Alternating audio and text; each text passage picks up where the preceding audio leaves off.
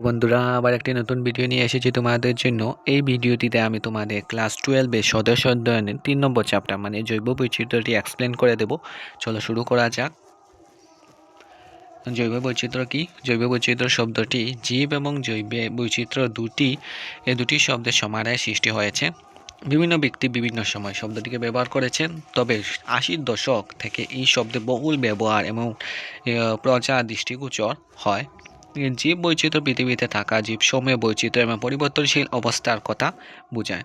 ক্ষুদ্র অণুজীব থেকে শুরু করে অন্যান্য জীবজন্তু, উদ্ভিদ, তৃণভূমি, অরণ্য, প্রবাল দ্বীপ ইত্যাদি বাস্তুতন্ত্র বা ইকোসিস্টেমের সব কিছুই নিয়ে জৈব বৈচিত্র্য। আবার কোনো একটি নির্দিষ্ট অঞ্চলে কোনো প্রজাতির জীব কী পরিমাণে থাকে তাও জীব বৈচিত্র্যের অন্তর্গত। আমাদের পৃথিবীর পরিবেশ যথেষ্ট জটিল। এর উপরিভাগের পরিবেশ এবং পরিবেশের বৈচিত্র্যের কারণগুলি একটি অপরটির সঙ্গে সংযুক্ত, নির্ভরশীল। তাই কোনো একটি জায়গায় জীব বৈচিত্র্য বুঝতে পরস্পর সম্পর্কযুক্ত অনেকগুলি কারণকেই আমাদের বুঝতে হবে।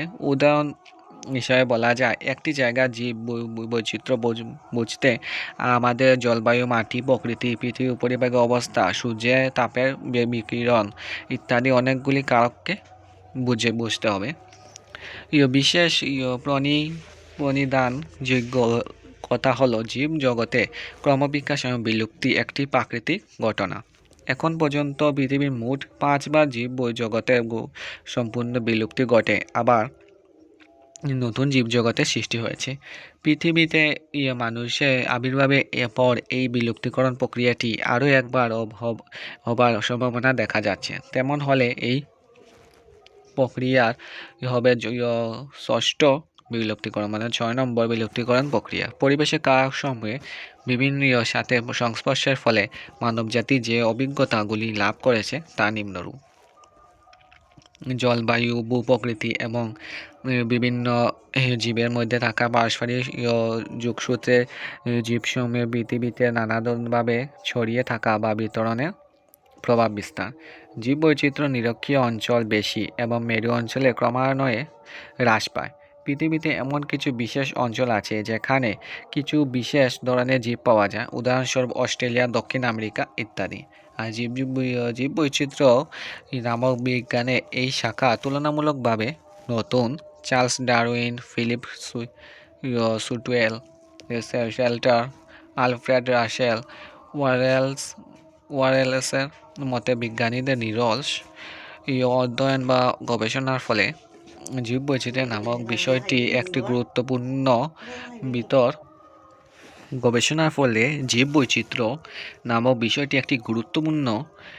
বিতরের উপর দাঁড়িয়ে আছে।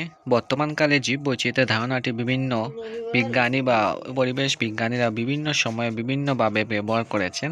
তাই জীববৈচিত্র্যের একটি সর্বজনগ্রাহ্য সূত্র খুঁজে পাওয়া কঠিন।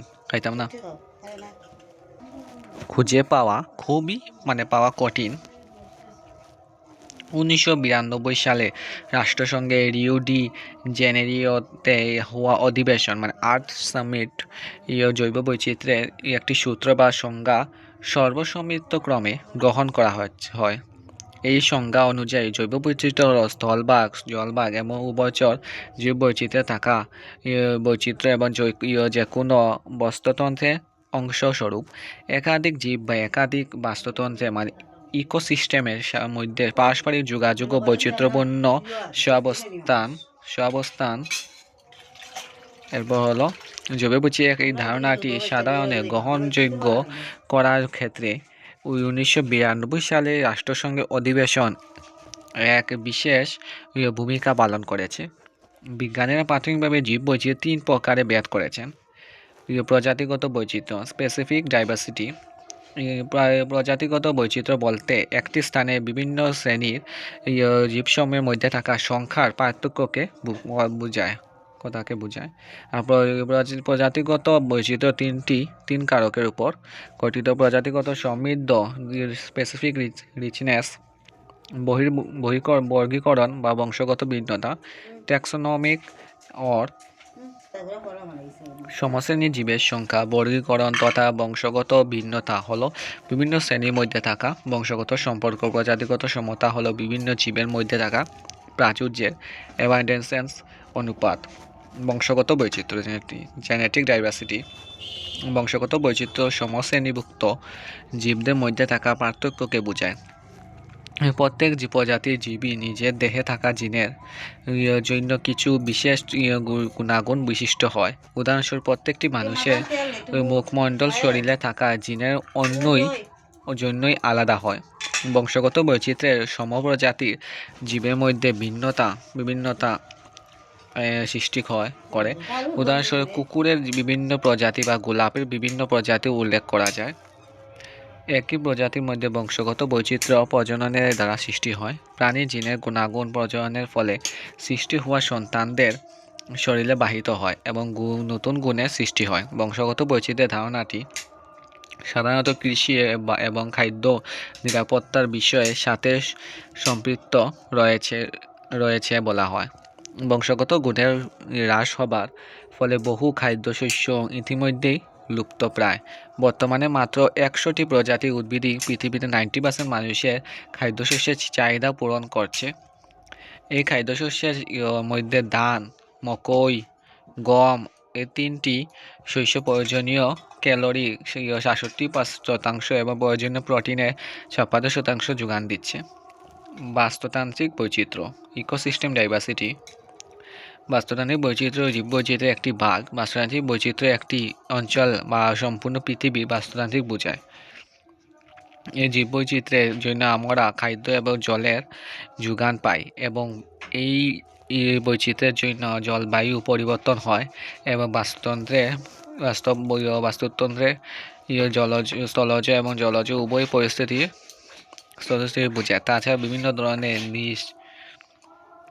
পুষ্টিস্তরের খাদ্য, ট্রফিক লেভেল ইত্যাদি বাস্তুতন্ত্রের প্রক্রিয়া অন্তর্ভুক্ত। পৃথিবীর মাপকাঠিতে বাস্তুতন্ত্রের বৈচিত্র্য উল্লেখযোগ্য উদাহরণ হলো মরুভূমি, অরণ্য, তৃণভূমি, জলাভূমি এবং মহাসাগর। বাস্তুতান্ত্রিক বৈচিত্র্য জীববৈচিত্র্যের সবচেয়ে বড় বিভাগ। প্রতিটি বাস্তুতান্ত্রিক বৈচিত্র্যের মধ্যে প্রজাতিগত বৈচিত্র্য বা বংশগত বৈচিত্র্য সন্নিবিষ্ট থাকে। আণবিক বৈচিত্র্য মলিকুলার ডাইভার্সিটি। উপরে উল্লেখিত 3 প্রকারের বৈচিত্র্য ছাড়া 2003 সালে ক্যাম্পবেল নামক একজন বিজ্ঞানী আণবিক বৈচিত্র্য বা মলিকুলার ডাইভার্সিটি নামক এই ধারণাটি প্রথম প্রকাশ করেন। এই চতুর্থ প্রকার ডাইভার্সিটির জন্য পৃথিবীতে জীবের ক্রমবিকাশ এভলিউশন, নতুন প্রজাতি সৃষ্টি, জীবের জীবনী শক্তি এবং বিলুপ্তি সম্ভবপর হচ্ছে। যদিও বংশগত বৈচিত্র্য এবং আণবিক বৈচিত্র্য এই দুটি আলাদা, কিন্তু এই দুটি বিভাগই প্রাণী বংশানুক্রমিক ডিএনএ এর উপর নির্ভর করে। এই বৈচিত্র্য একজন বা একাধিক প্রাণীর দ্বারা একই প্রজাতিভুক্ত তাদের মধ্যে আবার সম্পূর্ণ বাস্তুতন্ত্রের বা ক্রমবিকাশের প্রক্রিয়াও দেখা যায়। জৈব বৈচিত্র্যকে কিভাবে পরিমাপ করতে পারি? গাণিতিকভাবে জৈব বৈচিত্র্যের দুটি উপাদান, প্রাচুর্যতা এবং সমতা। প্রাচুর্যতা হলো একটি নির্দিষ্ট এলাকাতে থাকা জীব সমষ্টির পরিমাণ। সমতা হল যেকোনো একটি সম্প্রদায়ের প্রত্যেক প্রজাতির প্রতিনিধিত্ব করা সমসংখ্যক ব্যক্তি অথবা একটি বা দুটি প্রজাতির বৃহৎ জনসংখ্যা এবং অন্য প্রজাতির সঙ্গে ক্ষুদ্র জনসংখ্যার মধ্যে অনুপাত। প্রজাতির সংখ্যার দিক দিয়ে দুটি সমান বৈচিত্র্যপূর্ণ হতে পারে, কিন্তু সমতার ক্ষেত্রে সমধর্মী হয় না। বর্তমান সময়ে বিভিন্ন ধরনের গাণিতিক পদ্ধতির বিকাশ হয়েছে। যদিও বিজ্ঞানের প্রজাতির আনুপাতিক প্রাচুর্যতা দ্বারা প্রজাতির আধিক্য প্রতিফলিত করা হয়, তেমন সূচক ব্যবহার করতে পছন্দ করেন। এমন সূচকগুলি ভিতরে বহুলভাবে ব্যবহৃত হওয়া দুটি সূচক হল শেনন সূচক এবং সিম্পসন সূচক। এই দুটি সূচকে 1940 খ্রিস্টাব্দে উদ্ভাবন করা হয়েছিল। যদিও 1950 সনে মার্গালেফ এবং ম্যাক আর্থার নামে দুজন বাস্তুতন্ত্রবিদ সূচক দুটি ব্যবহার করার পর এই সূচক দুটি জনপ্রিয়তা লাভ করে। প্রজাতিগত বৈচিত্র্যের সূচকগুলি বাস্তুতন্ত্রের অধ্যয়নে সাধারণভাবে ব্যবহার করা হয়। তেমনি একটি প্রক্রিয়া হলো শেনন উন্নয়নের সিম্পসন সূচকের ব্যবহার। উল্লেখযোগ্য যে সূচক উন্নয়নের সূচক প্রজাতির আধিক্য এবং দুষ্প্রাপ্যতার দ্বারা প্রভাবিত হয়। অন্যদিকে সিম্পসন সূচক প্রজাতি সমতা এবং সম্মতিপুন্তরণ তথা সাধারণভাবে পাওয়া প্রজাতির দ্বারা প্রভাবিত হয়। এই দুটি সূচকের দ্বারা নমুনার স্যাম্পল সাইজ মাপের প্রভাব নগণ্য। বৈচিত্র্যের সূচক এই সম্প্রদায় প্রজাতি সমূহের গাণিতিক প্রভাব পরিমাপ বৈচিত্র্যের সূচক বলা হয়। এই সূচক প্রজাতির আধিক্যের ভিত্তিতে এবং প্রজাতির অন্তর্গত প্রাণীর সাংখ্যিক আধিক্যের ভিত্তিতে প্রত্যেক প্রজাতির ভিতরে থাকা প্রাণীর সংখ্যা নিরূপণ করা হয়। যতই প্রজাতি বেশি থাকবে একটি অঞ্চল ততটাই বৈচিত্র্যপূর্ণ হবে। বৈচিত্র্যের সূচক সাধারণত দুই প্রকার: নিয়ন্ত্রণ সূচক ও তথ্য পরিসংখ্যা সূচক। নিয়ন্ত্রণ সূচক বৈচিত্র্য পরিমাণ করার জন্য সিম্পসন ও তথ্য পরিসংখ্যা সূচক বৈচিত্র্য পরিমাপ করার জন্য শেনন সূচক ব্যবহার করা হয়। সিম্পসন সূচক হলো একটি নিয়ন্ত্রণ সূচক, কারণ তা সাধারণভাবে সুলভ ও মুখ্য প্রজাতির উপর বেশি গুরুত্ব দেয়। এই ক্ষেত্রে কিছু সংখ্যক দুর্লভ প্রজাতি প্রতিনিধিরা জীব বৈচিত্র্যের ক্ষেত্রে বিশেষ প্রভাব বিস্তার করতে সক্ষম হয় না। শেনন সূচক হলো তথ্য পরিসংখ্যা সূচক, যাতে সকল প্রজাতির নমুনা প্রতিনিধিত্ব থাকে এবং এই নমুনাসমূহ এলোমেলো র্যান্ডম ভাবে সংগ্রহ করা হয়।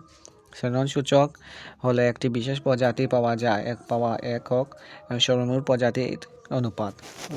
উপরে উল্লেখিত সূচক দুটির বাইরে জীব বৈচিত্র্য বোঝার জন্য সাধারণ আলফা বৈচিত্র্য, বিটা বৈচিত্র্য এবং গামা বৈচিত্র্য এই নামের সূচকের দ্বারা ব্যবহার করা হয়। জীববিজ্ঞানে আলফা বৈচিত্র্য, বিটা বৈচিত্র্য, গামা বৈচিত্র্য নামের সূচকগুলি ব্যবহার করেন আর.এইচ. হুইটেকার নামের জীববিজ্ঞানী দ্বারা আরম্ভ হয়েছিল। আলফা বৈচিত্র্য একটি নির্দিষ্ট সময়ে একটি সম্প্রদায়ে থাকা বিভিন্ন প্রজাতিকে বোঝায়। আলফা বৈচিত্র্যকে প্রজাতির আধিক্য বলা যেতে পারে। আলফা বৈচিত্র্য আলাদা আলাদা সম্প্রদায়ে আলাদা আলাদা প্রজাতির মাঝে তুলনা করার জন্যই ব্যবহার করা হয়।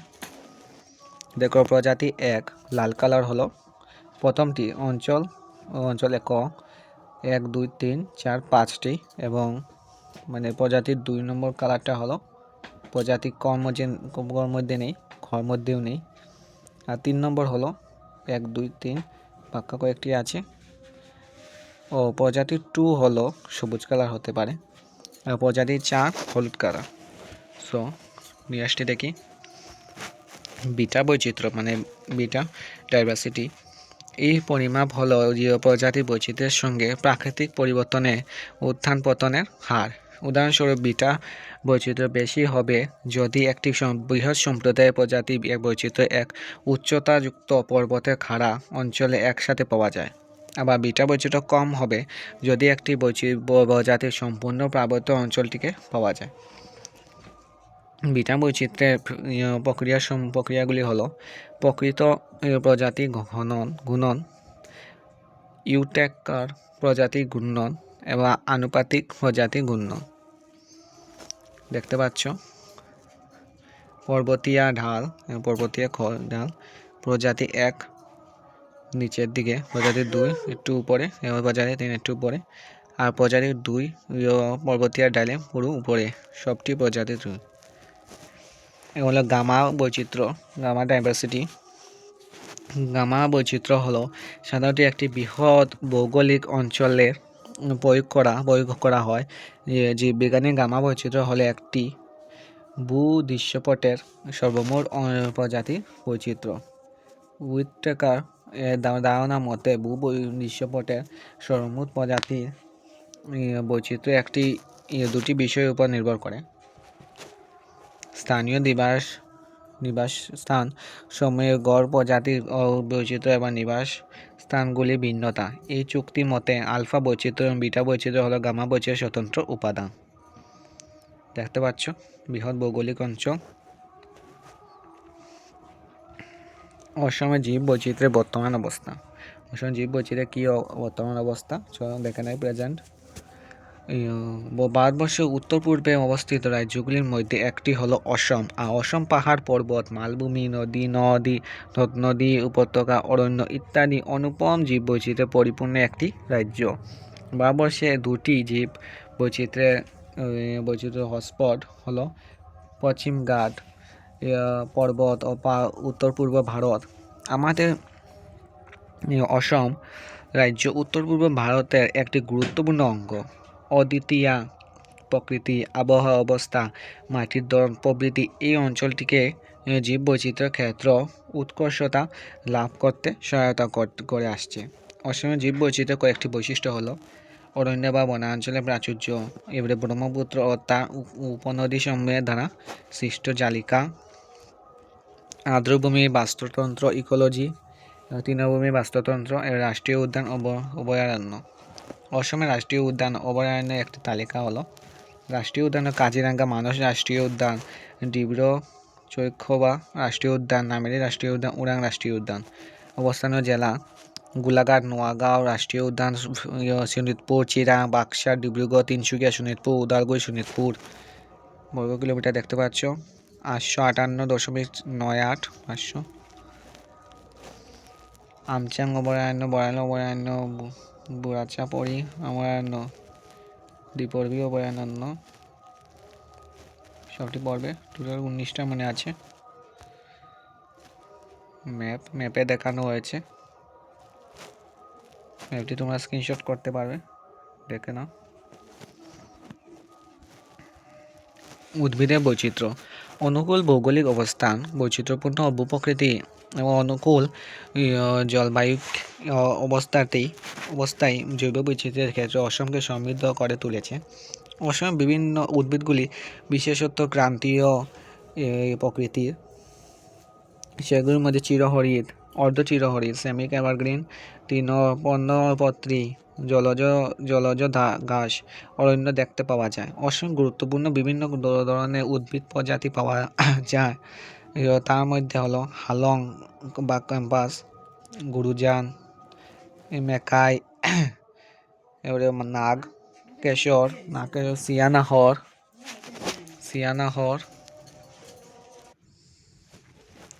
সিয়ানাহর, শিশু, খয়ের, কুর্তা ইত্যাদি।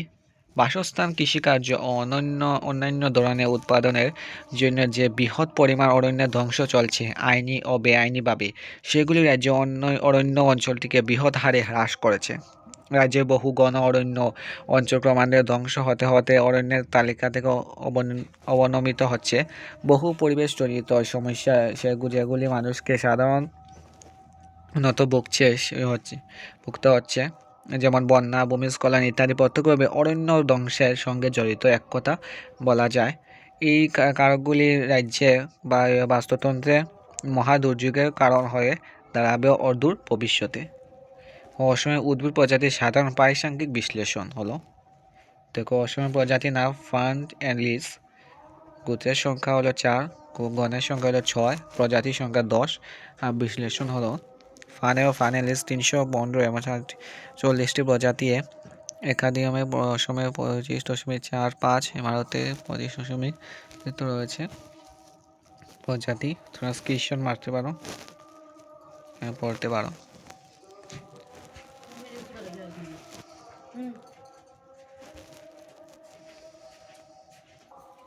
অসমে প্রচুর পরিমাণ ঔষধি উদ্ভিদ পাওয়া যায়, যা মানুষের পারম্পরিকভাবে বিভিন্ন রোগের চিকিৎসায় মহৌষধ হিসাবে ব্যবহার করে আসছে। ভগবতী কলিতা এবং বড়ুয়া সম্পাদিত এই বইয়ে পরম্পরাগত এবং আধুনিক এই দুই ধরনের চিকিৎসা একটি সর্বাঙ্গীন তালিকা তুলে ধরা হয়েছে। এই তালিকা অনুযায়ী 347 প্রকারের উদ্ভিদকে চিকিৎসা প্রণালীর জন্য চিহ্নিত করা হয়েছে। আর অসমে বাঁশ গাছের অনেক বৈচিত্র্যপূর্ণ প্রকার রয়েছে। এখন পর্যন্ত 10টি প্রকারের গণ এবং 42 প্রজাতির বাঁশ গাছ নথিভুক্ত করা হয়েছে। এবার অসমে 71 ধরনের গণের মধ্যে গণ এবং 193 প্রজাতি অর্কিড ফুল বিশেষত সমতল এবং পাহাড়ি অঞ্চলে পাওয়া যায়। তবে অর্কিডের এরপর বহু সংখ্যক জলাভূমি থাকার জন্য অসমে জলজ উদ্ভিদ সময় একটি বৈচিত্র্যপূর্ণ বাস্তুতন্ত্রের সৃষ্টি করেছে। অসমে মোট 340 প্রকারের জলজ উদ্ভিদ হাইড্রোপ্যাথিস পাওয়া যায়। এই জলজ উদ্ভিদ সমূহকে নিচে দেওয়া 7টি ভাগে ভাগ করা হচ্ছে: ফ্রি ফ্লোটিং হাইড্রোট্রপিস, suspended, submarine hydrophytes, anchored submerged hydrophytes, anchored hydrophytes with floating shoots, anchored hydrophytes with floating leaves, anchored amphibious hydrophytes, wetland হাইড্রোফাইটস। এগুলি ছাড়া অসমে 102 প্রজাতির স্থানীয় উদ্ভিদ পাওয়া যায়, সেগুলি 75টি গুণে অন্তর্গত। সো নেক্সটে আমরা এই পার্ট 2তে আমরা এইসব পড়ব। এখন আজকের জন্য এটুকুই। পার্ট 2তে পুরো চ্যাপ্টার ক্লিয়ার হয়ে যাবে।